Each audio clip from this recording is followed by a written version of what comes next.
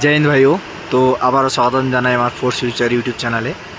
तो आमी विशेषत এই সমস্ত টপিক নিয়ে কখনো ভিডিও বানাই না। তো টপিকটা কি অবশ্যই তোমরা থাম্বনেল দেখেই বুঝতে পারছো যে টপিকটা হচ্ছে যে আইবি বা ইন্টেলিজেন্স ব্যুরো। তো এই বিষয়টা নিয়ে কেন ভিডিও বানাচ্ছি তা আগে বলে নিই, তারপরে তোমাদেরকে বলছি যে এর সিলেকশন প্রসেস কী এবং কী ব্যাপার, কত ভ্যাকেন্সি, সমস্ত কিছু আলোচনা করছি।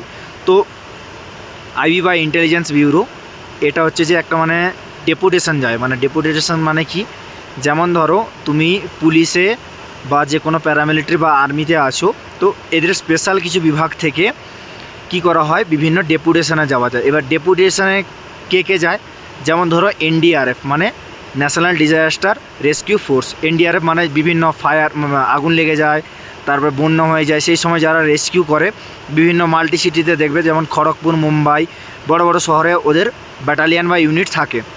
তো তারা প্যারামিলিটারি থেকেই যায়।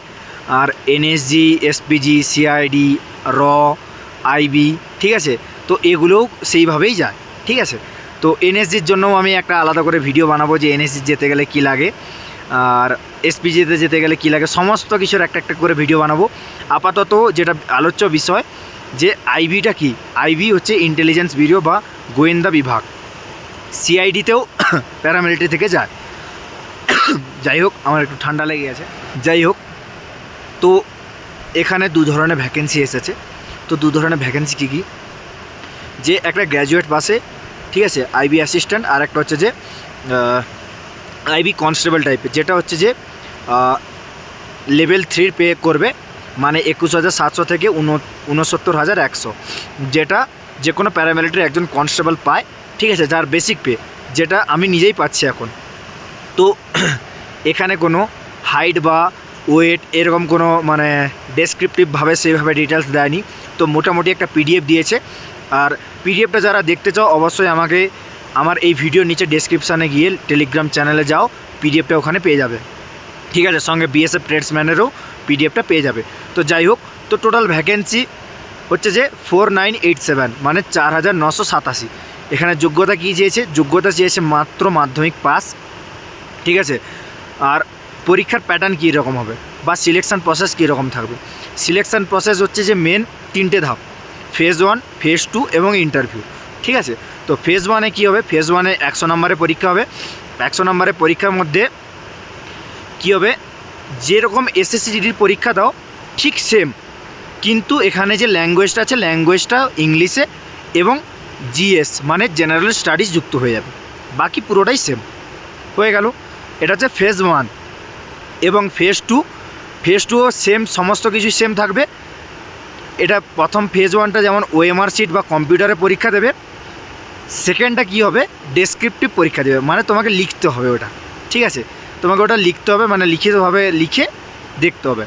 তো যারা হিন্দি লিখতে পারো বা যারা ইংলিশে দক্ষ, তারা অবশ্যই ভালো করে এটা প্রিপারেশন নাও।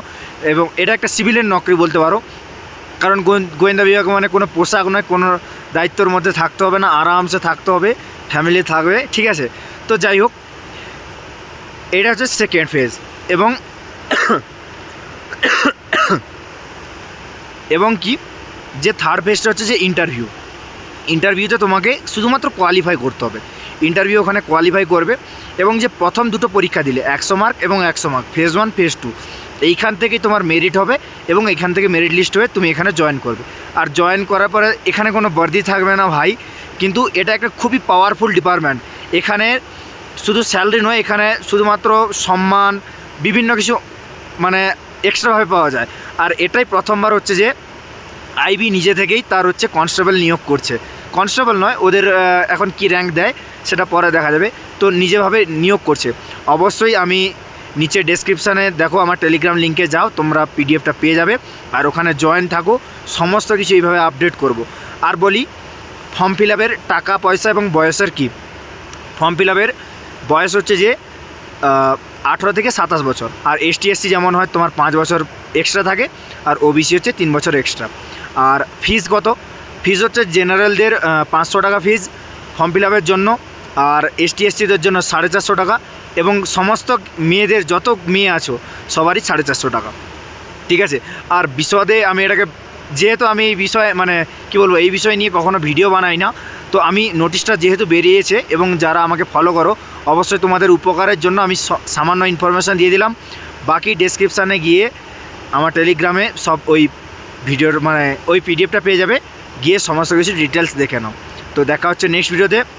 আর ভালো লাগলে চ্যানেলটা সাবস্ক্রাইব করে পাশে জয়েন বাটনে জয়েন করে আমার সঙ্গে ডাইরেক্ট হোয়াটসঅ্যাপে যোগাযোগ করতে পারো। আর হ্যাঁ, যারা জয়েন করেছো তারা স্ক্রিনশট আমাকে ইনস্টাগ্রামে পাঠালে আমি ডাইরেক্ট আমার নাম্বার দিয়ে দেবো, ওখান থেকে আমার সাথে কথা বলতে পারো।